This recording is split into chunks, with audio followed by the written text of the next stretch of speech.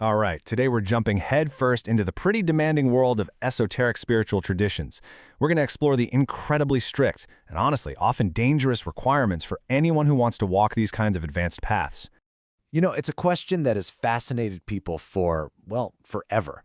When we start talking about things like Tantra or high-level ceremonial magic, we're not just talking about lighting some incense and meditating.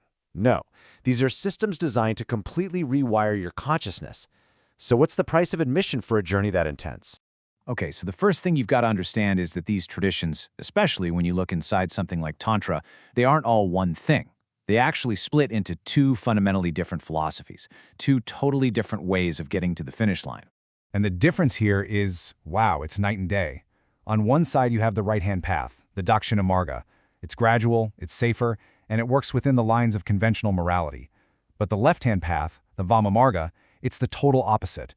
They call it a sudden implosion. It's faster, for sure, but it is loaded with danger. Instead of saying things like wine or sex are bad, it actually uses them as powerful tools in a ritual called the Panchamakara. It's a path that intentionally dives right into the very things the other path tells you to avoid. And you can probably guess, because that approach is so radical, the left-hand path is famously dangerous.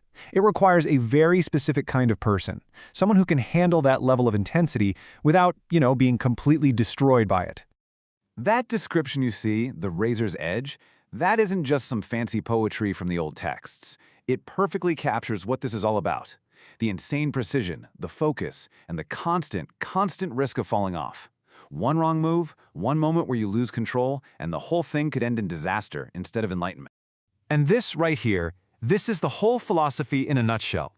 The idea is to take the very poisons that tie you to the material world, all the passions, the desires, the fears, and through a kind of spiritual alchemy, turn them into the elixir of life. You don't run from the fire, you learn how to use it to burn away your own chains.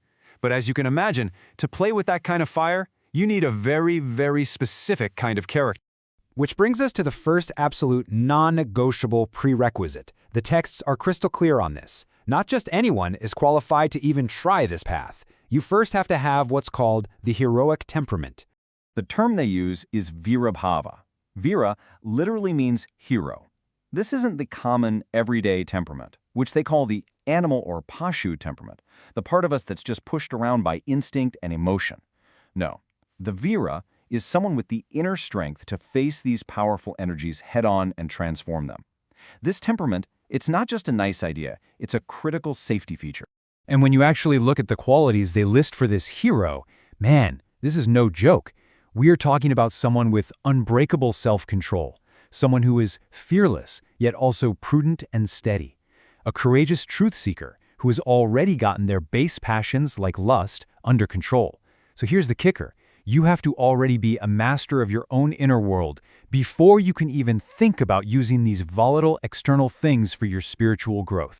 And all of this internal mastery is aimed at a very specific goal, to cut through what the texts call the 8 bonds. Think of these as all the deep-seated stuff that keeps us tied down. Societal rules, shame, family expectations, social status, you name it. The Virya has to be strong enough to rise above all of it. Okay, but let's say you've done it. You have this perfect, heroic temperament. You'd think you're ready to go, right? Nope. The texts are all in agreement on a second, absolutely non-negotiable prerequisite. You cannot and you must not walk this path alone. I mean, it just makes sense. If you're going to be walking on a razor's edge, you desperately need a guide who's already walked it.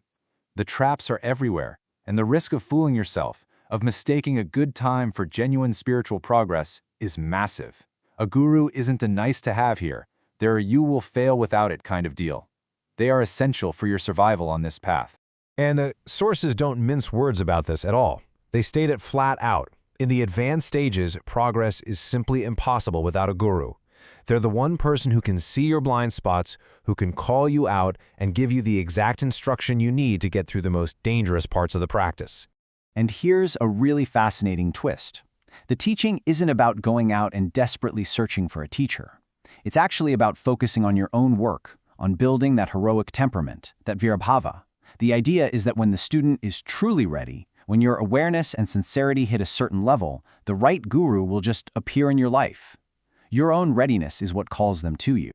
So with these incredibly demanding prerequisites in place, the right temperament and the right guide, what's the actual point of all this? It's so important to separate the shocking methods from the real goal. This has nothing to do with chasing worldly pleasures. So you can see how the whole journey just clicks into place. It starts with that intense inner work to become a Vira, a hero. That readiness then attracts a guru. And only then, under their guidance, can you safely walk that razor's edge, using the very passions that once trapped you as the fuel for your own transformation. And the final destination? A genuinely higher state of consciousness, liberation. And I really want to hammer this point home. The sources are so clear that these practices are not an excuse for hedonism. The use of the 5 M's is a super disciplined, highly ritualized practice. It's designed to help you transcend desire, not just indulge it. Any kind of excess, any use of it for simple pleasure is a total failure and leads you down, not up. Which really leaves us with this one big, profound question to think about. These paths often talk about developing spiritual powers, or siddhis, but are those powers really the point? Or are they just byproducts of the true quest, which is the absolute, total, unwavering mastery over your own self? I think that's the real heart of this entire perilous quest.